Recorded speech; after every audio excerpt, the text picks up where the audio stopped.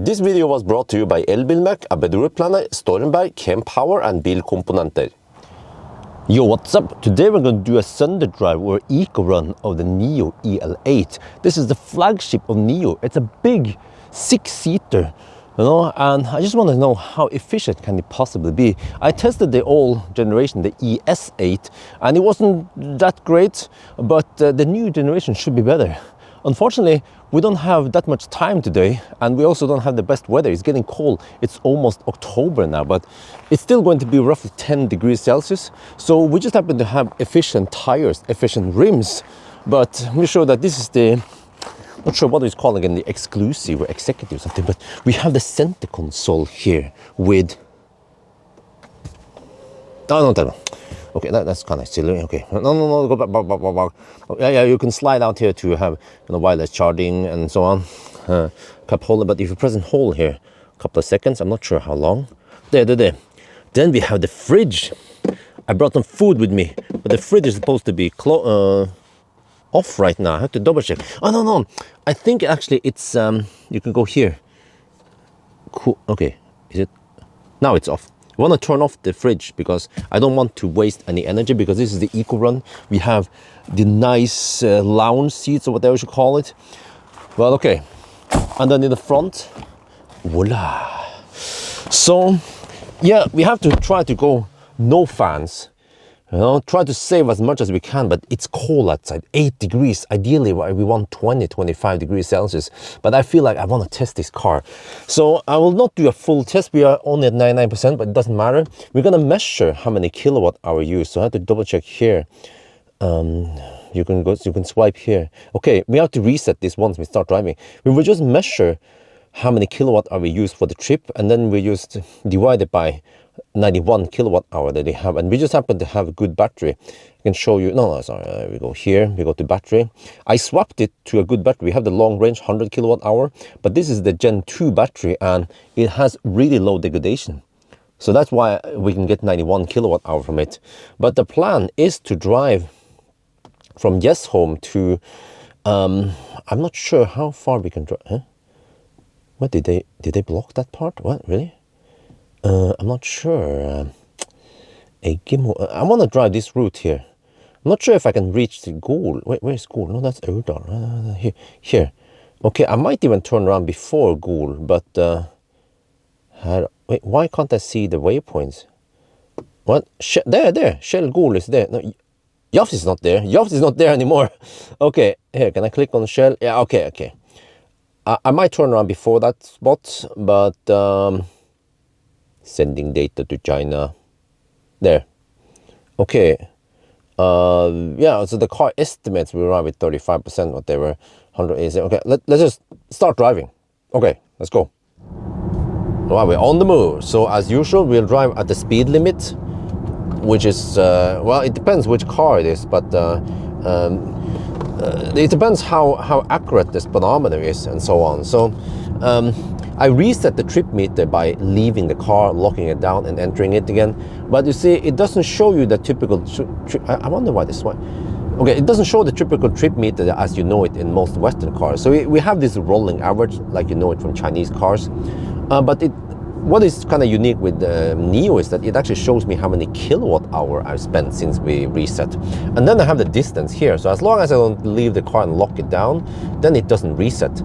So then we know how many, you know, watt hour per kilometer we have. And then based on the watt hour per kilometer, we can figure out how far we could have gone.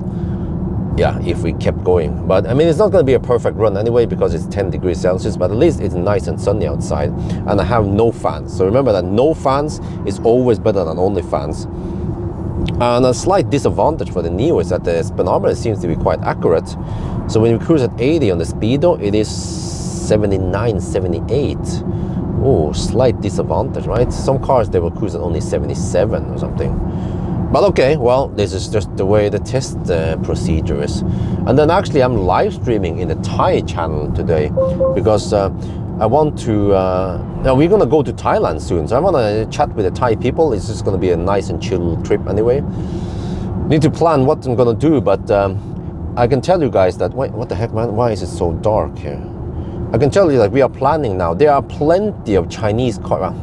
mostly Chinese cars in Thailand. I think I need to make a separate video about it, but I think they're getting the Xiaomi, freaking badass Xiaomi, and they're getting the GAC or something, and some lots of shitty Chinese cars, but also some interesting cars like Aura 07 and Deepal and yeah, well, whatever. So okay, well, I'll come back to that later. Anyway, so anyway, now we're just gonna enjoy the ride and enjoy the nice autumn.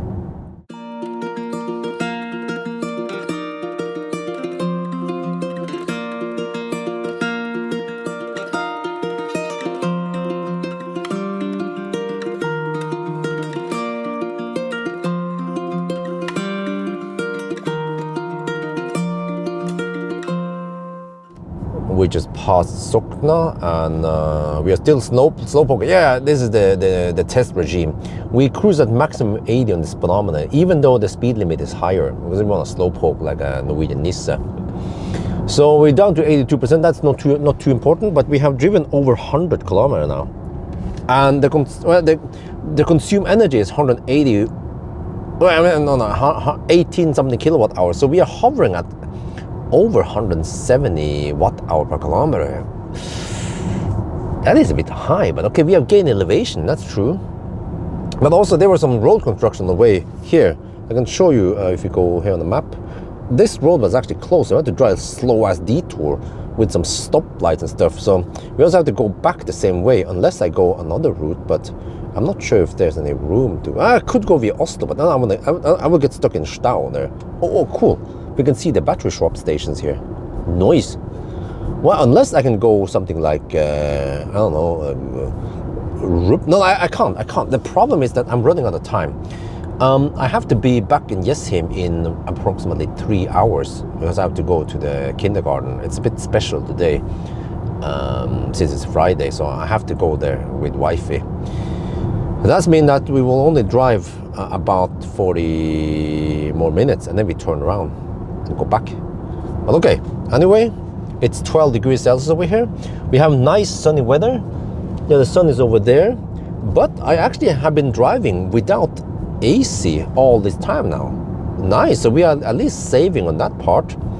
But of course the drag part, it's still there, you know, like the car has slightly more drag versus when it's 25 degrees, so still not optimal, but at least we can enjoy the sun over there, right?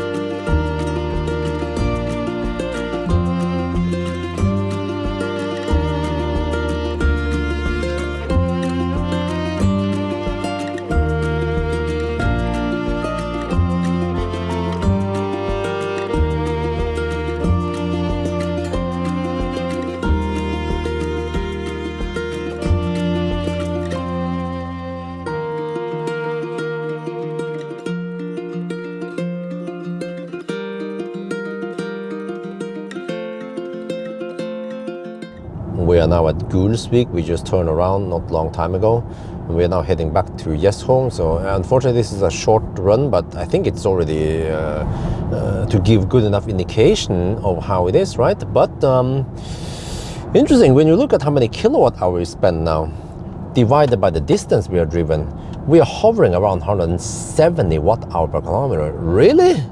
Huh? I was hoping for maybe 160 watt-hour per kilometer. I mean, it's still not as sturdy as a fat e-tron, but still, what can you see here? Also, if you slide, yeah, you see, 173 watt-hour per kilometer for the last 100 kilometers. So, I mean, it's still a big family car. Just keep that in mind. It also weighs 2,720 kilograms, so it's big and heavy, but super comfortable, and it is incredibly quiet. I can tell you that I have measured the noise here. It is the quietest car ever, quieter than EQS, quieter than Fat e-tron, quieter than Hongqi or BMW. Yeah, and super comfortable ride. But it's also not bouncy, you know. It's still very comfortable, like a German car. But I mean, it makes sense because, you know, Nio, they have the design studio in München, so they are designed by Germans. So yeah, it's really comfortable car. And also we are driving on eco mode. I can show you here. Eco mode, and also the suspension is set to low. Region is irrelevant because we are on cruise control most of the time. You will see here when it says this like this black, it means output. If it's here, then it's regioning, but we don't regen much at all. We're mostly just driving like this. So yeah, people say, oh, but you have to drive in low and coast. Well, actually, and coast, yeah, this car cannot coast that much. Even when we have the region on lowest, it's not coasting that much, and there's no way to disable coasting, and it's not even possible to put the car in neutral while we are driving. We have to be in park when we put it in neutral. So, and there was one other thing. There was a brake. I can show you here when you go to driving. Tow hit. Yeah, here. Brake descaling. Supposedly, this mode will disable regen so that you can clean your brakes. So I was thinking, if I use this mode, I could then disable regen and then coast. No, well, I cannot activate it while driving. See here? No, where is it again? There. So I don't know. And you know, for the record, even if you are looking at this screen, it doesn't mean that I have to look at this screen simultaneously. You know that I can be watching the road while the camera is pointing somewhere else, right? Have you ever thought about that before? Some people are like, oh, Bjørn, it's dangerous. You're looking at the screen for 1 minute. No, I'm not. I'm looking at the road, and the camera is looking somewhere else. I don't know why I need to explain this to some people, but apparently it's needed.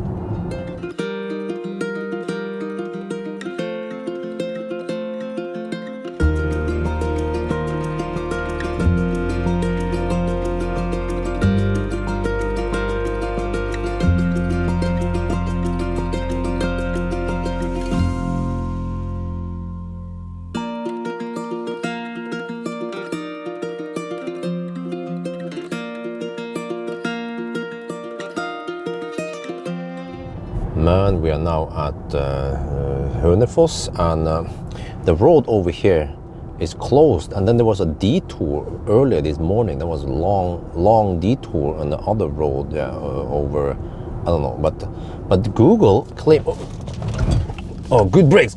I was almost zoning out here. Google claims that we can drive this road here. According to Google, the car here doesn't know, supposedly. The car wants me to drive through the place that has closed road. But I trust Google because Google claims that we can drive this road, but the sign never told me that we can drive this road. The sign wants you to go on the long ass other place where there was also Baustelle and some other stuff. But here, okay, if it works over here, then it's fine. There's just a slight problem now, which is that it's already 3 in the afternoon, and I should... Oh, that's just a lane departure one. But I should pick up Isabel. Oh, stop bugging me about the beeping. It's fine, okay, we have a small road, but... I should pick up Isabel at Jessheim in about 1 hour-ish at the kindergarten. So, but the car claims that I'll be back in Jessheim at 4. So that's okay. That works. Oh, okay, a small bridge. Yeah, all right. So maybe this is why the signs didn't want traffic to come here, but the locals, they know this. And also, Google is a ninja. No, Google knows about this. I would call it shortcut. Yes, Ioniq knows about this. That was 39 kilowatt-hour Ioniq, by the way, not the classic Ioniq. So yeah, 250 kilometers so far-ish. But yeah, I forgot to mention that this car underreported distance by as much as 2.6%. So we also have to take that in account. Wait, are we supposed to go straight here? No, we're supposed to go under here. Yes.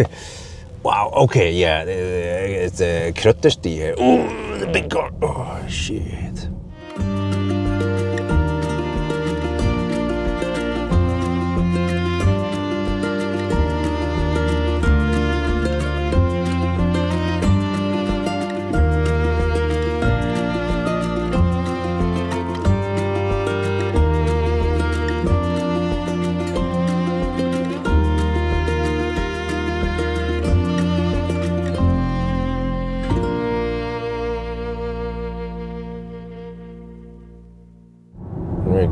closer and closer to yes here now. Over here it's raining. Oh, 10 degrees Celsius. Yeah, not the best driving condition. And then we are a bit in the highland-ish over here. So I calculated based on the kilowatt hours spent versus distance and then the distance correction. We have 172 watt-hour per kilometer. So yeah, but also I need to highlight this every time I have the opportunity. The car is really smooth, quiet, you know, but the cruise control is always doing this annoying thing, this Asian driving style, which is that it will apply power. Let me see, it has this fluctuation in power. Well, right now it's not doing it, but especially if we go uphill or downhill. I'll show you. Okay, I'll try to catch it here. Okay, see, 6 kilowatt, 5 kilowatt, and then broop, 12 kilowatt, and then roop, 4 kilowatt. So you can actually feel it, that it slightly accelerates and then slightly decelerates relatively, and it does this all the time, up and down and down. Instead of jumping between 3 and 10 kilowatt, why doesn't it stay at 5 or, you know, in between? You see, it goes up and down like this. The same thing happens with BYD. So it's a typical Chinese thing. So I expose this as often as possible because I want Nio to fix this, and also also BYD to fix this, because Xpeng actually doesn't do this. Well, back home we spent 54.5 kilowatt hour, and then we drove 315.9 kilometers, but with 2.6% overporting, I calculated we consume 168 watt hour per kilometer. All right, and yeah, we have 42% left, but that's it. We're done with the test. It's good enough. It's not optimal. It's not ideal. It's cold outside, but let's summarize. Yeah, it means that we could have gone 542 kilometers. Actually, that's not too bad considering how cold-ish it was. So if it was 20 degrees Celsius or maybe even warmer, I think we can go almost 600 kilometers. But you see, compared to the old ES8, okay, it was warmer during that run. The ES8 consumed just slightly more, 172 watt hour per kilometer. So yeah, at least it's roughly the same. Okay, it's not mind-blowingly better consumption here, but also keep in mind that this EL8 is significantly heavier than the ES8 was. So I'm not sure why it is so much heavier, because it still has, you know, 100 kilowatt hour battery, maybe just more soundproofing and more luxury equipment here versus before, because now we have, for example, massage seat in the second row, which we didn't have before. So, but I mean, it still beats the fat e-tron, right? But but actually this car shouldn't be compared against fat e-tron, but just try to compare against a thirsty car. But this EL8 is just the flagship, the top-notch comfort and features really of Nio, and it's more fair to compare this against actually EQS SUV or maybe EQE SUV, and those cars, they cost twice as much. This EL8, you can buy it in Norway for around 750,000 NOK plus battery swap, of course, 2,000 NOK per month. So, but even if you buy the battery, it's still going to cost you less than 1 million NOK, and an equivalent EQE, EQS, or I'm not sure, maybe some BMW iX, but iX is smaller, you know, it's not, this is a 6-seater. But for example, against some of the EQS that is the closest competitor, then you have to pay 2 times more. And this is quieter than EQS. So it's an extremely good car for the money. And now I also shown that it's not super thirsty, and I forgot to mention that it goes like a rocket. When you set it in sport mode, it does 0 to 100 in around 3.9 seconds, even though spec claims 4.1 seconds. So it is a beast from the east. And I'm really impressed with how it is. I actually like it a lot. Tomorrow morning, I'm going to do 1,000 kilometer challenge with battery swap. Then we see how well it can handle it. I suspect faster than 9 hours. But okay, anyway, I think that's going to be it for now. Hope you guys enjoyed this video. As always, thank you for watching, and talk to you later.